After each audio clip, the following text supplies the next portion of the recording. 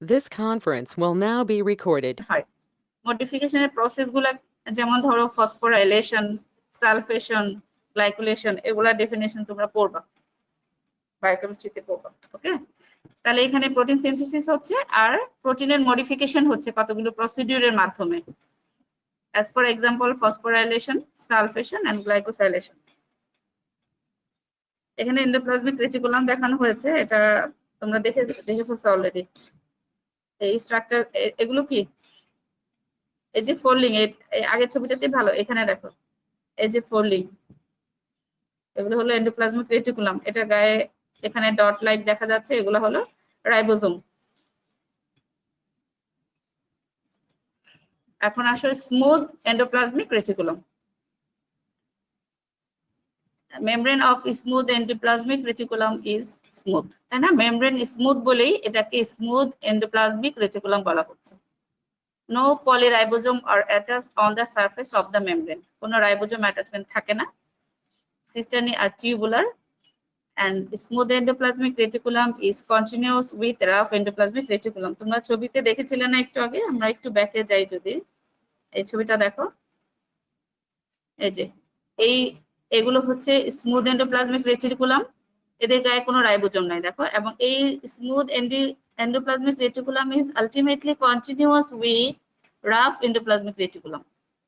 এখানে ribosome attachment আছে, এই জন্য রাফ। এবং এই রাফ এন্ডোপ্লাজমিক রেটিকুলাম গিয়ে আলটিমেটলি কন্টিনিউয়াস হলো কিসের সাথে? Outer layer of nuclear membrane.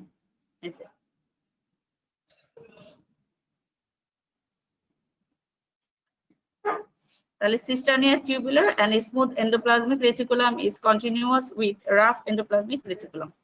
এখন আসে function of smooth endoplasmic reticulum. এখানে মেইন ফাংশন হচ্ছে হরমোন সিনথেসিস। কি হরমোন হয় এখানে? Steroid hormone synthesis in adrenal cortex and Leydig cell of testis. Testis থেকে মেইন হরমোন কি রিলিজ হয়? কি আসে? টেস্টিস থেকে টেস্টোস্টেরন আসে না? টেস্টিস থেকে আমাদের একটা স্টেরয়েড হরমোন আসে, টেস্টোস্টেরন, সেটা আসে ফ্রম লিডিং সেল অফ টেস্টিস। তাহলে এই সেলগুলো, এই যে স্টেরয়েড হরমোন, এটা এক ধরনের, আবার অ্যাড্রেনাল কর্টেক্সেও কিন্তু তৈরি হয় এই স্টেরয়েড হরমোনগুলো। তাহলে এই স্টেরয়েড হরমোনগুলো তৈরি হচ্ছে কোথায়? In the smooth endoplasmic reticulum. তাহলে স্মুথ এন্ডোপ্লাজমিক রেটিকুলামের মেইন ফাংশন হচ্ছে steroid hormone synthesis. As for example steroid hormone synthesis in the adrenal cortex and Leydig cell of testis. Another function of smooth endoplasmic reticulum is in the hepatocyte. কি হয় এখানে? Detoxification of drugs, some hormones and noxious substance। তাহলে যে কোনো ধরনের drug অথবা নক্সাস substance আমাদের অনেকগুলো জায়গায় ডিটক্সিফিকেশন হতে পারে, তার মধ্যে মেইন হচ্ছে in the hepatocytes of liver. Liver সেলকে আমরা হেপাটোসাইট বলছি।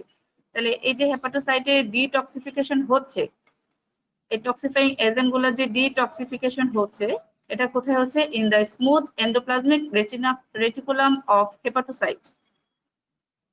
আর কি ফাংশন আছে? The sarcoplasmic reticulum of muscle are involve in sequestration and release of calcium ions that regulate the muscle contraction.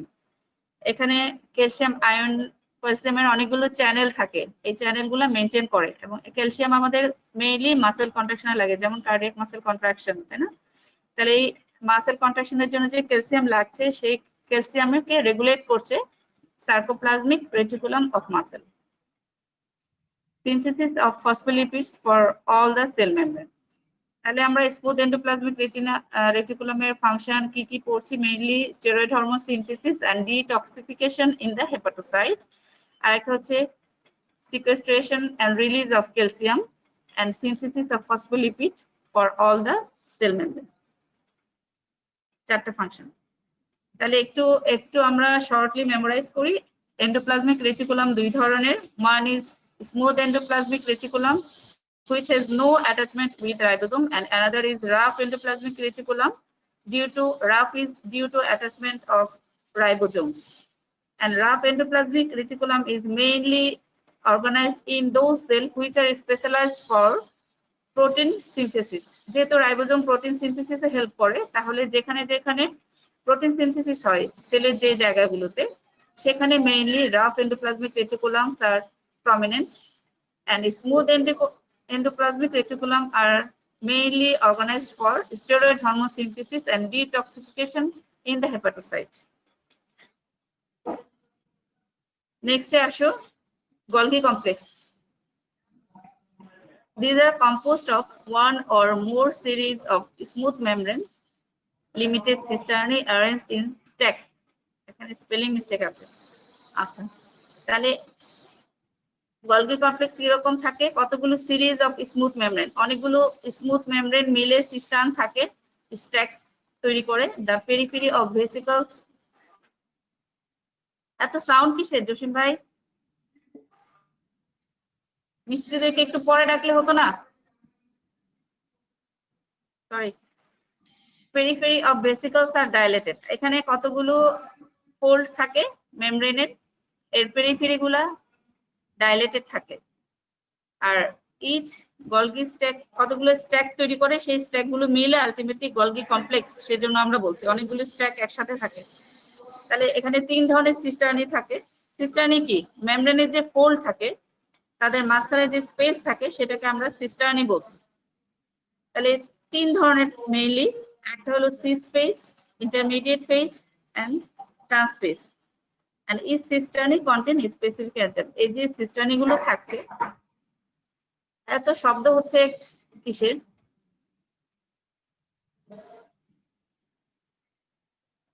Golgi কমপ্লেক্সের যে কতগুলো সিস্টার্নি থাকে, মেমব্রেনের ফোল্ডিং থাকে, ফোল্ডিং এর মাঝখানে স্পেস গুলোকে আমরা সিস্টার্নি বলছি। এক এক ধরনের সিস্টার্নিতে এক এক ধরনের এনজাইম থাকে। আচ্ছা, এটা ফেজ দেখানো হয়েছে ফোল্ডিং গুলোর, এটা থাক, একটাতে আসুন। Functions of Golgi complex: storing and modifications of proteins synthesized by rough endoplasmic reticulum. Rough endoplasmic reticulum থেকে যেই প্রোটিনগুলো তৈরি হচ্ছে সেগুলো গলগি কমপ্লেক্সে স্টোর থাকে এবং কিছু কিছু মডিফিকেশন হয়। গ্লাইকোসাইলেশন অফ প্রোটিনস, এটা this is one of the procedure of protein modification. Mainly এখানে গ্লাইকোসাইলেশন হয়, phosphorylation and sulfation of amino acid occur in the trans face, packing, concentration and storage of secretory product and formation of lysosomes. তাহলে আমাদের Golgi কমপ্লেক্সের function কি? এই যে প্রোটিনগুলো তৈরি হলো রাফ এন্ডোপ্লাজমিক রেটিকুলামে, সেই প্রোটিনগুলো এসে গলগি কমপ্লেক্সে স্টোর হয় এবং কিছু মডিফিকেশন হয়। কি কি প্রসিডিউরের মাধ্যমে হয়? গ্লাইকোসাইলেশন, ফসফোরাইলেশন, সালফেশনের মাধ্যমে। গ্লাইকোসাইলেশন, phosphorylation and sulfation are the procedure of protein modification. আর কি কি হচ্ছে এখানে? সিক্রেটরি প্রোডাক্টস গুলো packing, concentrated and storage and formation of lysosomes. তাহলে কি হলো একটু মনে করো তো। ফার্স্টে আমরা কি পড়লাম? মাইটোকন্ড্রিয়া পড়লাম। মাইটোকন্ড্রিয়া হচ্ছে পাওয়ার হাউস অফ সেল। তারপর কি করলাম? রাইবোজোম পড়লাম। রাইবোজোমের মেইন ফাংশন কি? Protein synthesis. এরপর কি পড়লাম? endoplasmic reticulum, rough and smooth. Rough is mainly for protein synthesis and smooth for steroid hormone synthesis and detoxification of noxious substance in hepatocyte. তারপর আসলো গলগি কমপ্লেক্স। এটার function কি? এই যে প্রোটিন তৈরি হলো রাফ এন্ডোপ্লাজমিক রেটিকুলামে, these proteins are stored and modified in the Golgi complex by glycosylation, phosphorylation and sulfation. আর হচ্ছে formation of lysosomes and packing, concentration and storage of secretory products. আচ্ছা, এই ছবিটা দরকার নাই, আমরা অমিট করছি। এখন আসো লাইসোজোমস। These are the membrane-bound vesicles. Membrane-bound vesicles contain a large variety of hydrolytic enzymes whose main function is intracellular digestion. কি বোঝা গেল এখানে? লাইসোজোম একটা মেমব্রেন-বাউন্ড ভেসিকেল। ভেসিকেল মানে কি? মেমব্রেনের ভিতরে ফ্লুইড থাকে, সেই ফ্লুইডের মধ্যে মেইনলি থাকে হাইড্রোলাইটিক এনজাইমস, এবং এই এনজাইমগুলোর ফাংশন হচ্ছে ইন্ট্রাসেলুলার ডাইজেশন। মানে কি? সেলের যে আননেসেসারি পার্ট, আননেসেসারি পোর্শন, সেটাকে ডাইজেস্ট করে ফেলে। আবার কি করতে পারে, যেমন ধরো কোনো সেলে ভাইরাস ব্যাকটেরিয়া যদি অ্যাটাক করে তাহলে সেটাকেও কিন্তু ডাইজেশন করতে পারে লাইসোজোম বাই হাইড্রোলাইটিক এনজাইমস। তাহলে লাইসোজোম কি হলো, this are membrane bound vesicle contain a large variety of hydrolytic enzymes whose main function is intracellular digestion. তাহলে লাইসোজোমের স্ট্রাকচারটা কিরকম, লাইসোজোম কি দিয়ে তৈরি, ফার্স্টে বাইরের দিকে থাকছে, বাইরে মেমব্রেন থাকে, এই membrane, this membrane of lysosome is lipid bilayer. তাহলে আমরা পড়েছি ইউনিট মেমব্রেন, সব মেমব্রেন গুলোই লিপিড বাইলেয়ার। তাহলে লাইসোজোমের যে বাইরে মেমব্রেন থাকে আর ভিতরে থাকে ফ্লুইড, বাইরে মেমব্রেনটা made up of lipid bilayer. Outer membrane of lysosome is made up of lipid bilayer which contain fluid portion, and in this fluid there are various types of hydrolytic enzymes. তাহলে বাইরে থাকে membrane of lipid bilayer আর ভিতরে থাকে hydrolytic enzymes. আচ্ছা, এই যে enzyme গুলো লাইসোজোমের ভিতরে থাকে এগুলো কোথা থেকে আসে, এনজাইম গুলো তৈরি হয় কোথায়, লাইসোজোমে তৈরি হয়?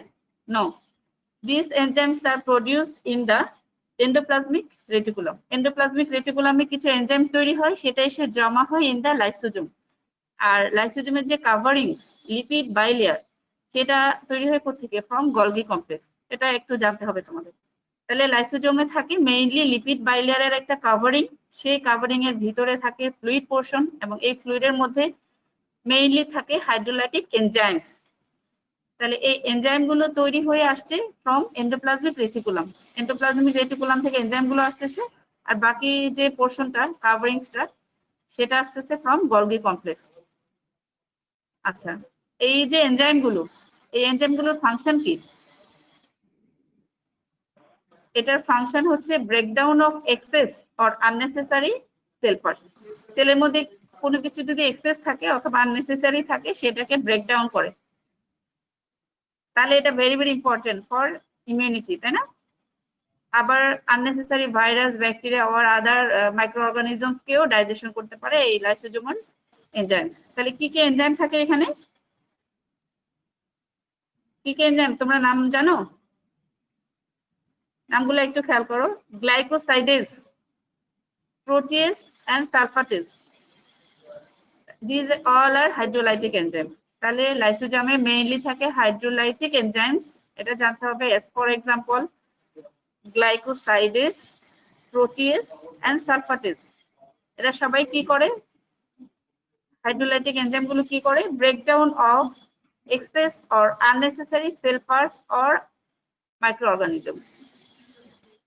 এখন আসে ইলেকট্রন মাইক্রোস্কোপিক ফিচার্স কিরকম থাকে, shape spherical or round, size দেখো 0.005 to 0.5 মাইক্রোমিটার। আচ্ছা, এটা এই তাহলে এই সাইজটা কি বেশি আদার অর্গানেলি থেকে বড় হলো না ছোট হলো? আগের গুলো কিন্তু ন্যানোমিটার ছিল, এটা মাইক্রোমিটার, খেয়াল করবে। গ্র্যানুলার ইলেকট্রন ডেন্স অ্যাপিয়ারেন্স, এটা ইলেকট্রন ডেন্স অ্যাপিয়ারেন্স থাকে। এখন টাইপস আসে, লাইসোজোমে দু ধরনের থাকে, একটা হলো প্রাইমারি লাইসোজোম আর একটা হলো সেকেন্ডারি লাইসোজোম। প্রাইমারি কোনটা, ডায়ামিটার হচ্ছে 0.5 মাইক্রোমিটার ইন ডায়ামিটার।